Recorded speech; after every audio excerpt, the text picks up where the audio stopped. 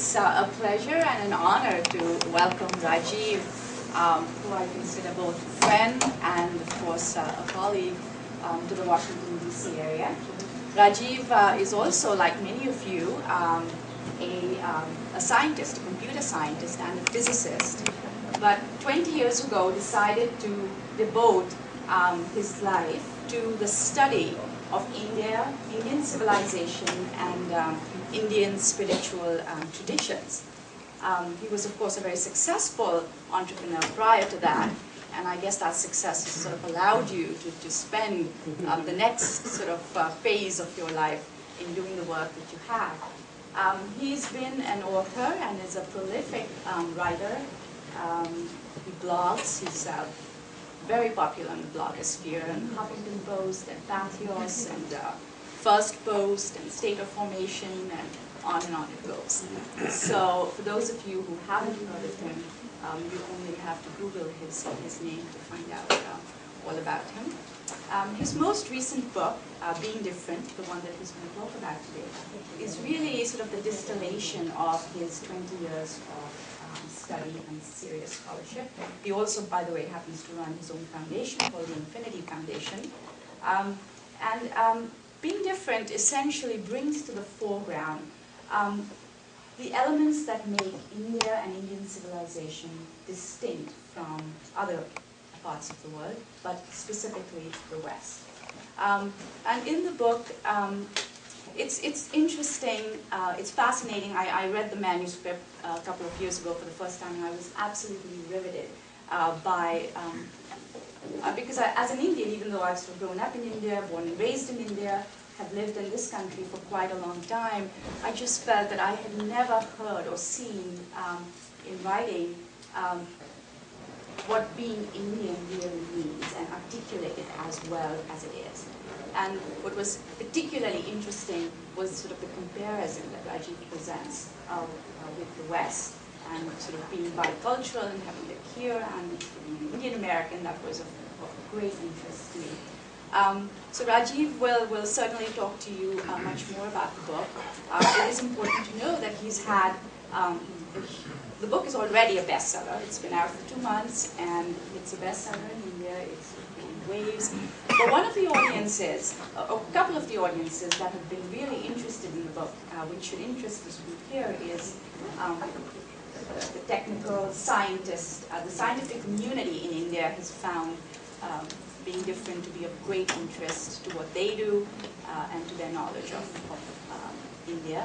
The business community has found it very interesting as well. And I'm sure many of you here sort of combine business with technology, and you will find, and Rajiv will talk about this a lot more, that in his book he sort of explains that there is a very distinct Indian way of doing business and of thinking through scientific issues. And I think this book is great, not just for Indians, but also for Westerners who are trying to know more about India. So with that, Rajiv, welcome. Thank you. Well, thank you for inviting me, and thanks for the wonderful introduction. I'm delighted to be here. Okay. I was hosted at IIT Madras in November. We had a session on this book, and a couple of professors came in, gave their comments and discussions, and a whole evening with student Q&A. And more recently, IIT Kharagpur, spent an evening there. I've also given talks at Indian Institute of Sciences in Bangalore.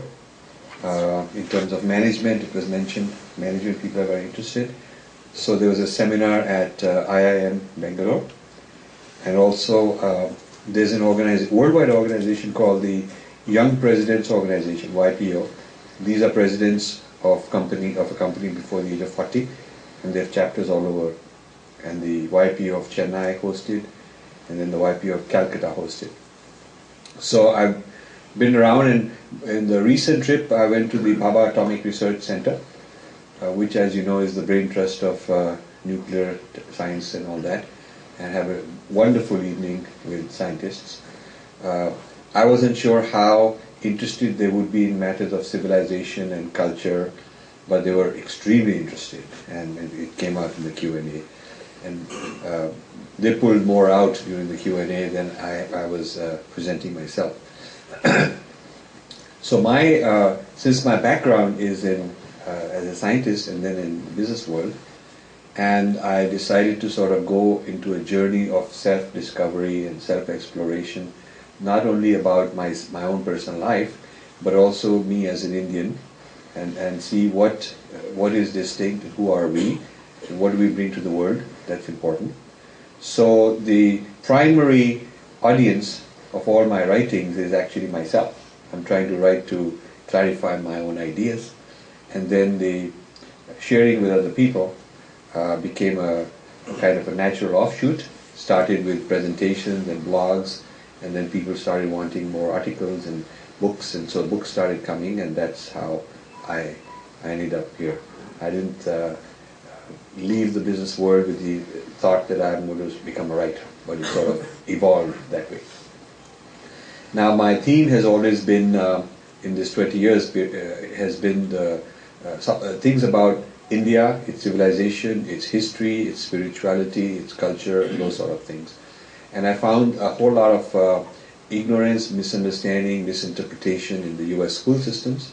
One of the books there, called Invading the Sacred, was a book about distortions and stereotypes, basically stereotypes in the school system. A lot of it unintended, just out of ignorance, because that's how during the colonial era we were typecast. And then I've written more books. The most recent one,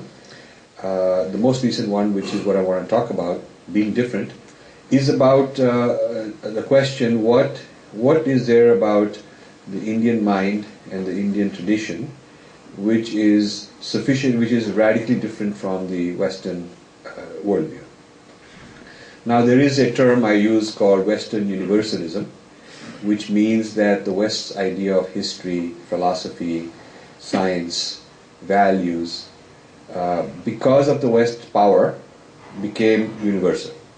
So the education system, which spread into places like India, being Western influenced, people there started thinking that this is the universal gold standard.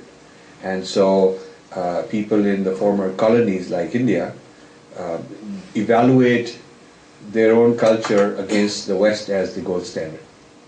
And they sort of aren't sufficiently educated or aware of their own civilization to be able to reverse the process and say, okay, according to our gold standard, how are they?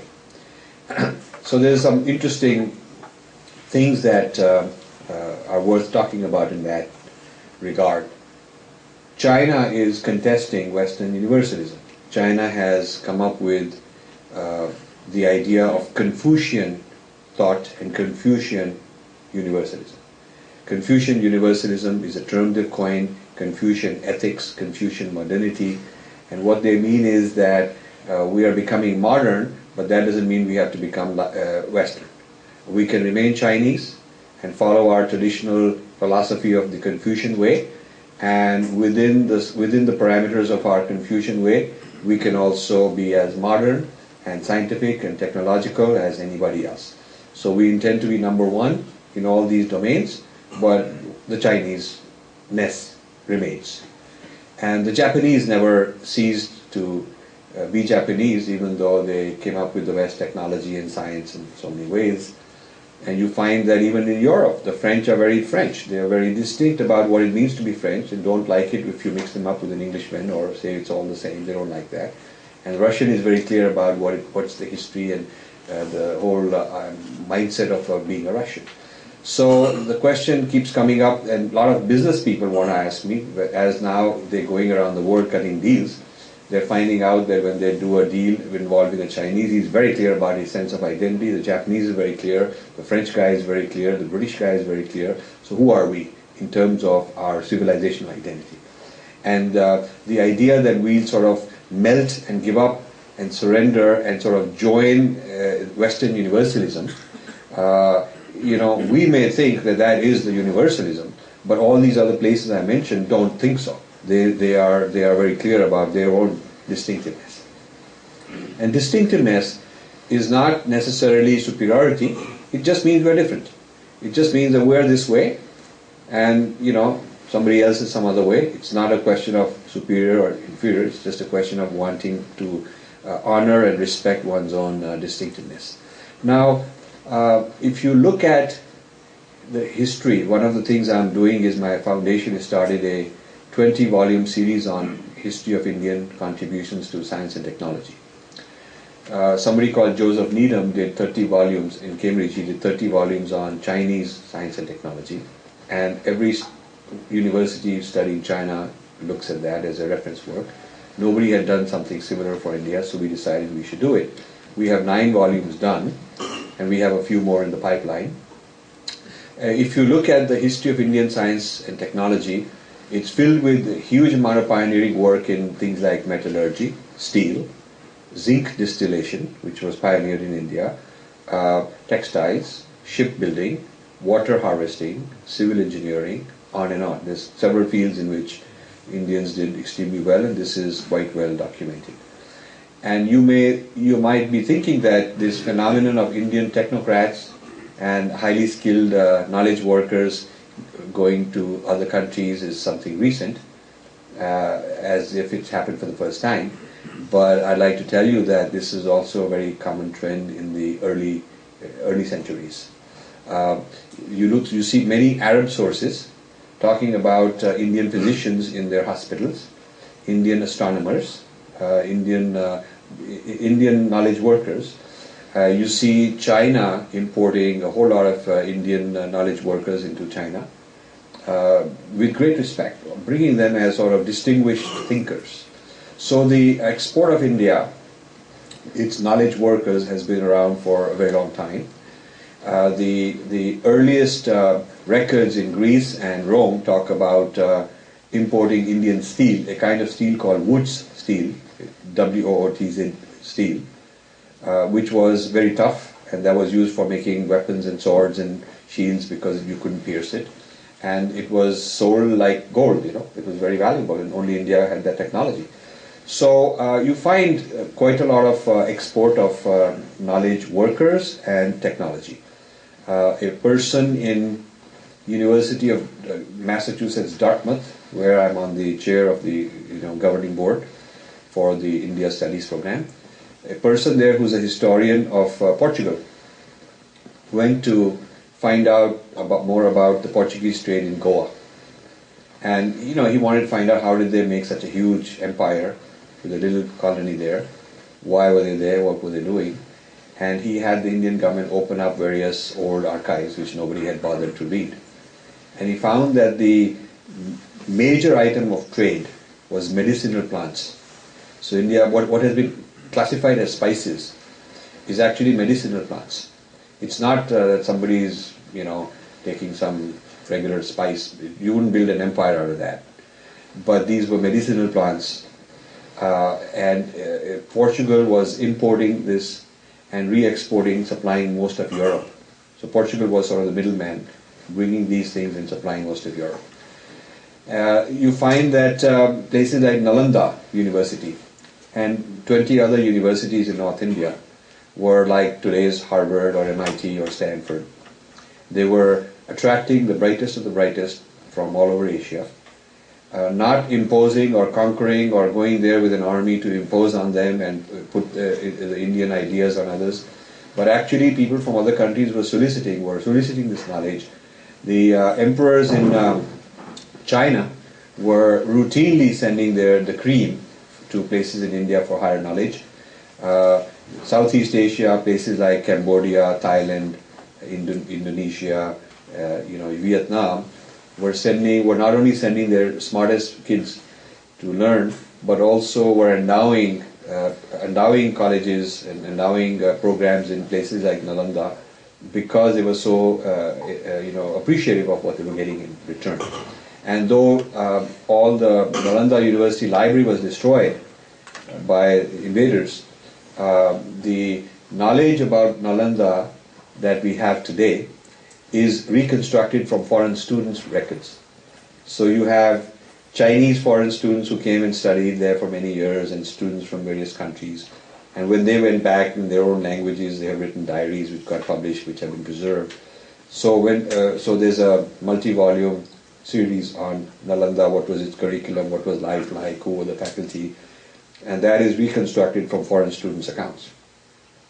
So this shows that India as a knowledge economy, which is a buzzword nowadays, knowledge economy, is not necessarily something very recent. It has been there for a while. And you find that the oldest city,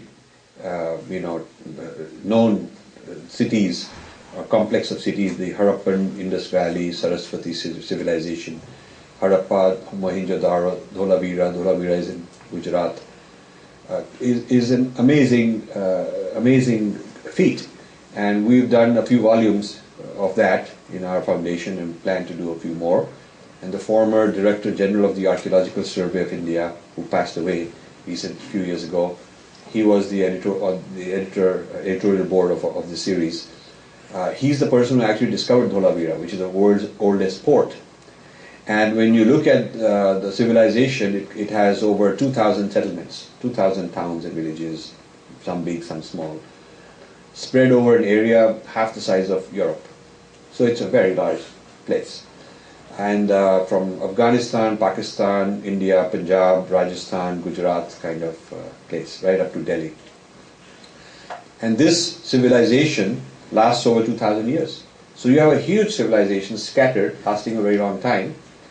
And you see the technology of tiles, you see the technology of weights. They have binary weights. The weights are the ratio of 1:2:4:8 and so on. So binary weights. The length, width, height of the tiles also binary ratio. And yet there is no evidence that this was centrally administered and centrally controlled. It's very decentralized because you have a whole lot of towns which seem self-contained. It is not like in other civilizations like Mesopotamia or Egypt, where you have one big emperor's big fortress where the emperor lived, and then everybody else is living in tents. It's not like that. There is no one big fortress, first of all. So there is no huge center with a lot of power or a lot of wealth. It's all decentralized, one bedroom, two bedroom flats, like a middle class, like a very egalitarian middle class. So we keep hearing about, our society being very hierarchical forever. But the physical evidence of archaeology from the Harappan civilization doesn't show that to be the case. When it happened, why it happened, we don't know. But certainly at that time, it seemed to be a very flat society with a whole lot of people more or less equal, with running water, drainage systems. Very interesting. So we are doing this kind of work to understand our civilization better. This also refutes a myth that Indians are mystical and otherworldly, and they neglect this world, and they're not materialistic, and they're all spiritual, and they're not interested in material welfare, because you don't find that. You find the medicine improving over time, the medicine practice. You find steel manufacturing improving over time. You find the cities becoming more sophisticated over time. So you find that the idea of advancement is definitely there, and the idea of looking after society's needs is definitely there. So while we have a great spiritual tradition also, it is not that there hasn't been a material civilization as well. So this is kind of interesting. And one of the reasons I wanted to embark on this very ambitious 20-volume project is to refute the claim that the Indian philosophy will require Westerners to come and rescue us and save us, because we will become kind of imbeciles and incapable of really helping ourselves in a material sense. If you look at his history until the colonial era, the history is quite prosperous in India in a material sense. The Cambridge history of world economics looks at all the civilizations and how they were doing at various points in time, and it says that until 1750, India was 24-25% of the world GDP, and China was about the same, a little higher. So more than 50% of the world GDP was India and China.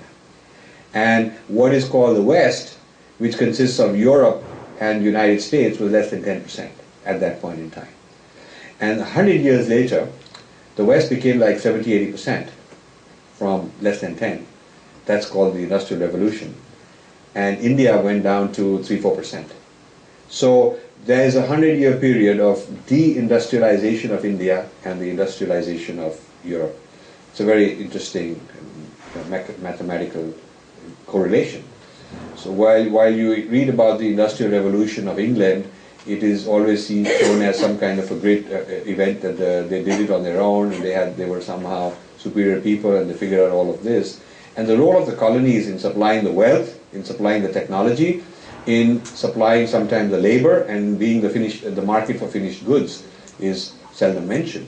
But actually, if you look at the 1800s records, the British made very concerted efforts to ban steel production in India, to really go and persecute people who were textile manufacturers when these technologies were being relocated and ramped up in the British Industrial Revolution. So when people talk about India as a developing economy, I prefer the term redeveloping, because redeveloping shows that it already had some advancement, it already had some prosperity, and there was a decline, and now it's trying to have a renaissance, come back. So whereas development makes it look like it was all sort of dark and primitive and tribal and backward, and now West is coming to civilize. So I think that linear theory of history, which is a Hegelian idea, that everybody goes through the same stages that the West went through, and the non-West is sort of backward. They are where the West used to be, and they have to, in order to bring them up, they have to copy the West and become like the West. So, and the West is always going to be ahead of them. I mean, that is just not true. If you look at the facts, that's just not true. So, some of the scientific claims are quite impressive from the Indian tradition. And I'm not referring to things that can't be proven. In our series, we don't include things like a claim that there was flying saucers in the Mahabharata or something, Pushpak Viman. Because when somebody asks me, I had a big fight with orthodox thinkers who say, okay, why aren't you including, aircraft which are mentioned in the Mahabharata? I tell them that I need physical evidence. I mean, you need to show me a plane or a wheel or a wing, or you need to show a landing strip, or you need to show me something. Because a scientist wants empirical proof. Just because someone wrote it, it could have been fiction, could have been imagination, could have been a proposal which nobody implemented. I mean, there's so many architectural proposals that never get implemented. So maybe it was somebody's wild imagination. But whether they really existed or not, you can't prove until you can show evidence. Then in Mahabharata, there's also talk about, people say there's talk about nuclear bombs. So I always tell them that, and I told this to people in Bhabha Atomic Research, because they're all nuclear scientists. I said, if there was a nuclear bomb, there would be a radioactive crater. So somebody has to take me to a place with a Geiger counter and say there was a nuclear bomb because there's a radioactive crater. And no one has shown us that. So I can't believe that. So I'm a very skeptical, scientific mind. I don't accept things just because it is nostalgia or chauvinistic, or I don't believe in that kind of stuff. I'm a pretty hard-nosed scientific mind. And applying that standard, I find some amazing contributions that withstand scientific scrutiny. For example, there is a Sanskrit text where it says this particular formula gives you the velocity of light. And that velocity of light is exceedingly accurate. It's not the most accurate as per today, but it is like 99% accurate. Now, how would somebody have any idea about the velocity of light? There is no evidence that there was a measuring instrument at that time. There's no evidence, no claim that they measured it. But how did somebody intuit, or where did he get this idea from? We don't know. But we cannot deny that there is such a thing. And similarly, the value of pi, very accurately written. So a whole lot of these calculations, these theories are verifiable today, but we do not understand how someone figured this out. At least as of now, we don't understand. There's a lot on the mathematics, infinite series, the idea of infinitesimal, things that are required prerequisites for calculus. A few hundred years before Descartes and Newton start using these things, mathematicians in Kerala and various other places in India are filled with volumes of this sort of thing. And Baudhanya's theorem predates the Pythagoras theorem by several centuries, and in fact is a more general theorem, of which the Pythagoras theorem is a special case. So if you look at all this, the question is, a question that comes up is, how did the Indian scientific mind make these discoveries? And one of the things I discuss in one of the chapters, I believe chapter 4, is is there an Indian way of science? And I raised this question at the Bhabha Atomic Research, and it generated a fantastic discussion during Q&A and later on over dinner. I was very fascinated by exploring these kind of ideas. Then another area of Indian knowledge which is seldom appreciated, because the only knowledge given credit is sort of spiritual, mystical knowledge, which is of course very profound, but another area which is practical is the whole area of value for society. People are generally not, when they study the Indian traditions, they are not studying Natashastra, which is the aesthetics, the theory of dance, the theory of arts, which is very sophisticated. Often people are not studying Kautilya, and the whole Arthashastra, which is several thousand years before, people like, the political scientists of the West, Machiavelli, a lot of people like Machiavelli, way before Europeans. Political thought, very practical thought. Theories of ethics, theories of statecraft and governance.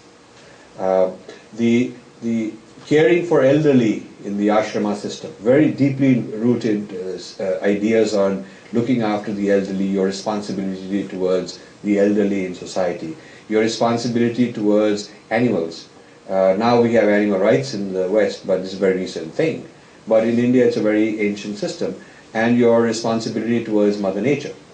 We have ecology and environmentalism, more so from a selfish point of view, because like if we dump pollutants into the water, the fish will go bad, it's bad for our economy, or if we pollute the atmosphere, it'll be bad for our health. It's not as if nature has her own rights. It's more like for our selfish needs, we better look after our asset. Nature is our asset, our property. And it's not that we are respecting nature as herself. We are really respecting it as our property, looking after for our own purpose. But in our traditions, nature has rights. Nature has rights. Nature is a living entity, and you have an obligation of duties towards preserving and looking after nature. So the ethics are not only about myself, also about family, what in the West is called family values, also particular duties towards the elderly, towards society, towards animals, towards the whole cosmos. This is very interesting, this kind of a thing. And some of these ideas from India entered the West in the 1960s, when there were hippies and there was the New Age movement, and a lot of people going to India for answers. Then they brought back some of these ideas. The idea of the divine as feminine was an Indian idea brought into in the 60s and 70s into the West. So India has had an influence in what is now considered new Western thought. And sometimes, there's a book club which has just featured this book. Lively debates have started. And so some of the Westerners' critique of my book is that when you point out differences, you are ignoring that many Westerners have had similar thoughts. And then they name Whitehead, and they name Thea Deschardins, and I point out that every one of them actually studied India. Every one of them brought these ideas from India. So these ideas of Indian origin got recharacterized, reformulated. The original Sanskrit got dropped, and they got put into a Western framework and called Western thought. And so now you're using the Indian thought, Westernized, as your argument against me. So this is a very interesting discussion I'm also having. Today, the cutting edge of neuroscience and cognitive science in MIT labs, National Institute of Mental Health, people in Stanford, people in Harvard. A lot of that is based on the study of yogis and Tibetan meditators.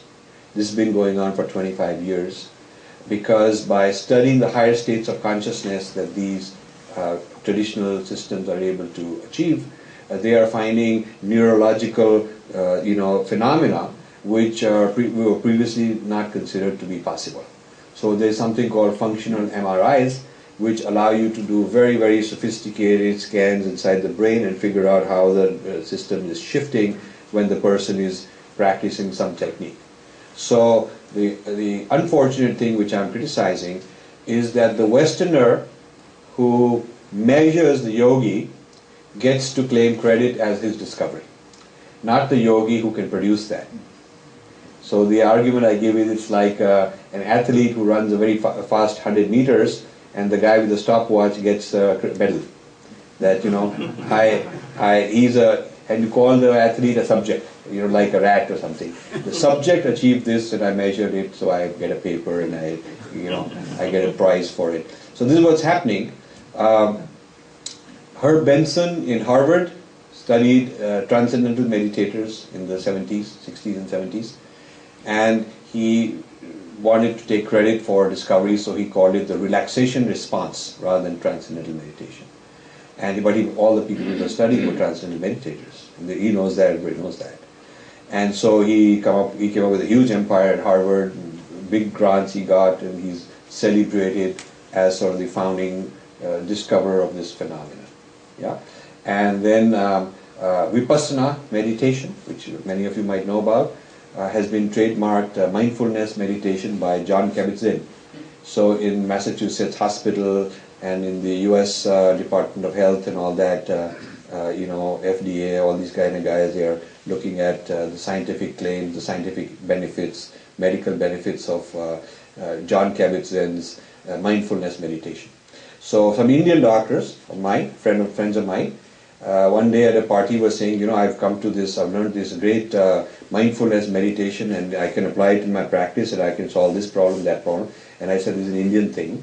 It's called Vipassana. And the guy is having a fight with me because I'm sort of bringing down the greatness of what he's learned by telling him that this is your grandfather's tradition. And he's rejected all that. He's rejected his ancestry. And he's now learning this from Westerners and with some nice jargon and some nice new technology, techniques and all that. So, but it's the same principle, and this has now become fashionable. There is an old technique called Yoga Nidra. Yoga Nidra is a state of consciousness where your body is sleeping, but you're alert. So you are awake, very tranquil, there's no thought, very peaceful. It's like very silent witness, very calm, no activity, but witness, awake. And you're observing, you're even observing your breathing, you can be observing your snoring. Yeah, it's a very amazing kind of a thing that you can get into. And there's a Stephen LaBerge in Stanford who studied this for many years, and he called it lucid dreaming. And he trademarked lucid dreaming and set up many institutes in different parts of the world to do R&D on lucid dreaming. So he's become a very big shot, gets a lot of grants, and he's considered a pioneer. And when he was giving a talk in the 90s about all this, after the talk I went to ask him that, this is an Indian thing. This is Yoga Nidra. So he was very nervous. He said, of course, and he started telling me how he knows this Swami and that place, and he lived in India for 20 years, and he learned it here and there. So I said, why don't you tell that to the audience? And he says, because then I'll never get a grant, it'll be considered some quackery, it'll be, nobody will give me a grant, it will not be considered science, it'll be, so I have to, you should be grateful, I'm doing you a favor because I'm giving the Western stamp of approval, as if we are getting a benefit if somebody takes our things and puts a stamp of their certificate on it. So we have to be grateful for that. So those are some of the episodes I just gave you, which led me into this path of trying to understand and recover and rediscover. So the purpose of this is severalfold. First benefit is that if you can reconnect what the West has found useful and validated in modern scientific terms, if you can reconnect the Indian traditional origin of this, then you can go back to that origin and see what else is there which they did not discover. Because, you know, when somebody comes to your house and takes your art and puts his name on it and hangs it somewhere, maybe there's more art, maybe there's more value, maybe he didn't discover everything. And indeed it is the case that they have a kind of a surface knowledge of something, very useful, and they've gone running to the bank and claiming credit that they've discovered something. But if you go back to that tradition and revive it, there is, you know, 100 times more left to be discovered. So that's one advantage. Second advantage is self-alienated Indians with an inferiority complex. The way you can turn it around is to say that, look, these are all kinds of things that others are appreciating, others are getting value, why are you rejecting this? So this is kind of like reverse psychology, and it works on some people. And third is to make Westerners more self-conscious about their moral responsibility. And I call it when you harvest the fruit from a tree, you must nurture the roots. You harvest the fruits, you must feed the roots, because you got something out of that tree, you must give something back for the next year's harvest. If you keep harvesting the fruit and don't nurture the roots, let the roots atrophy, the roots will die, and it'll be myopic. Now, one of the things that I've been asked to do by some people in India is a number of people in India are interested in taking these traditional Indian knowledge ideas and finding applications for solving today's problems. So for instance, water is a very serious problem, and I'm glad that the program called WHEELS starts with W, which is water. I saw a satellite picture in India where there's a certain camera that can tell you moisture so many feet below the ground. So ponds, artificial water wells and ponds and lakes that had been dug up traditionally, which have been covered up with dirt and which have been used as dumping grounds and, you know, become abused, can be detected by satellite. And there's over 1 million man-made water bodies in India that the satellite images can tell you. I saw one in a detailed map in Tamil Nadu, where what they showed was there's a river, and that river floods. There's 100 hours in the whole year when 90% of the rainfall comes in 100 hours. This is what they discovered. If you do a distribution of rainfall hourly, then if you pick the heaviest rain hours, top 100, which is like 4 days, gives you 90% of the rainfall. This is like high concentration of rainfall. So naturally, there's a flood, and all this water goes waste, and rest of the year there's not enough water.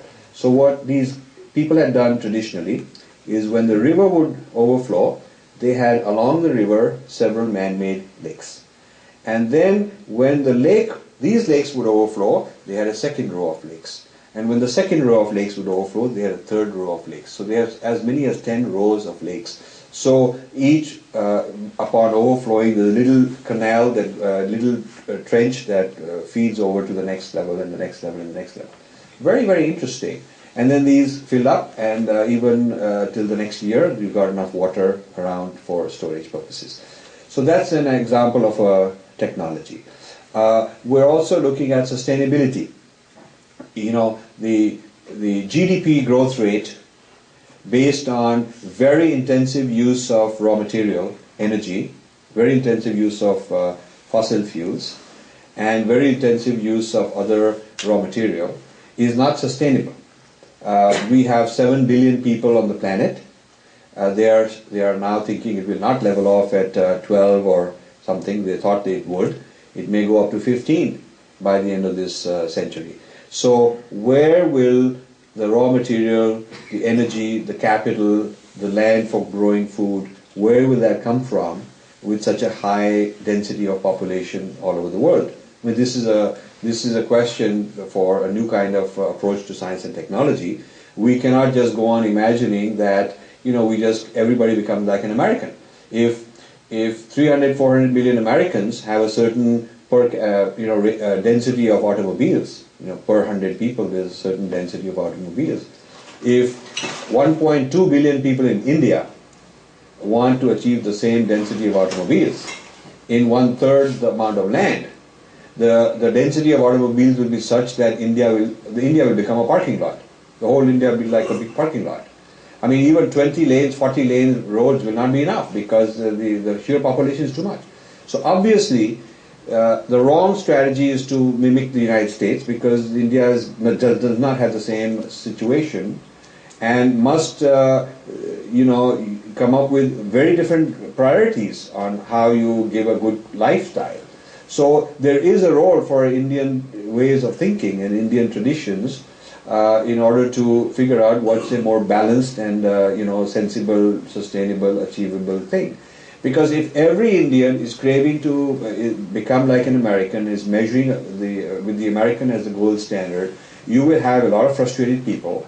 You will have a lot of disillusioned people. You'll have a lot of haves and have-nots defined based on who's how American, who's how less American. And that criteria and that yardstick will tear society apart, will be violence and all kinds of social unrest. So what you need is something that is achievable on a very large scale, scalable. The American model of prosperity and modernity is not scalable on the world scale. You cannot have the whole world of 15 billion people in the future all living the kind of per capita consumption of paper. We have such a high per capita consumption of so many things in this country. It's just not possible. So there are needs for alternative models and alternative ways of thinking. And I'll close by introducing one more concept which is in this book, and that is the concept called digestion. I introduced the idea of digestion of one civilization into another. It's like a predator, like a tiger eats a deer, and then the deer vanishes. There's no more deer left because the tiger breaks down the deer's DNA into little parts, and then all that is reassembled, all that is used as raw material, and in the tiger's body it's reassembled into tiger's DNA. And so the tiger has skin and blood and flesh and whatever, all with tiger DNA in it. There's no more deer DNA left. So that is what happens when somebody gets digested. What was considered undesirable about the deer is either left out, like skin and teeth, they're not taken in, or if they're taken in, they're excreted as waste because they're of no use. Now, if you take this kind of model, civilizations have been digested in the past. The Native Americans were digested. Many useful things were taken from them, but the Native Americans perished and they just preserved in museums, and you can go there and glorify how great they were, but they're not a living, thriving civilization today. Pre-Christian pagans in Greece and Rome and across Europe were persecuted. A lot of things were taken, like the Christmas tree and the mother child and the Easter, and a whole lot of symbols and rituals, and all these ideas were taken. What was considered useful, what was interesting, was adopted, but the pagans themselves were put away. So this has happened to Egyptians, this has happened to African cultures, and today Tibet is being digested into China. Same way, Tibet is being digested. In another generation or two, it will be a tourist attraction. There will be nice museums. There will be no living, thriving Tibetans. The only thing that's prevented them from finishing off the job is because a whole lot of Tibetan diaspora outside the Chinese control. Because if there weren't the Tibetan diaspora outside of China, they would have finished it off by now. So the digestion of a civilization by a stronger civilization has been happening a lot. And my concern is that if Indian knowledge keeps getting broken down by the predator, by the neuroscientists, by the cognitive scientists, by the people who want the patents, who don't want to acknowledge the source because they want to eliminate that trace, who want to claim it's theirs. This digestion of Indian knowledge and Indian traditions into what I call Western universalism will basically result in the destruction of a civilization. So it will not be a living civilization, it will just be sitting in museums for scholars. And the antidote to being digested is to understand what's distinct and different about us that we must preserve.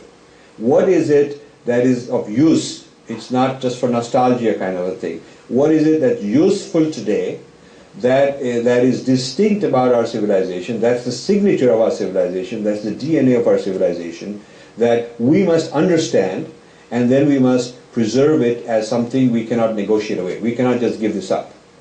And this book, Being Different, has identified 4 major areas of what these differences are. I don't have time to get into all that, but there's a chapter on each one of those 4. So chapters 2, 3, 4, and 5, each of them takes one major area of difference and explains it in detail. So with that, I'll stop. Thank you very much, and I'll be happy to take questions.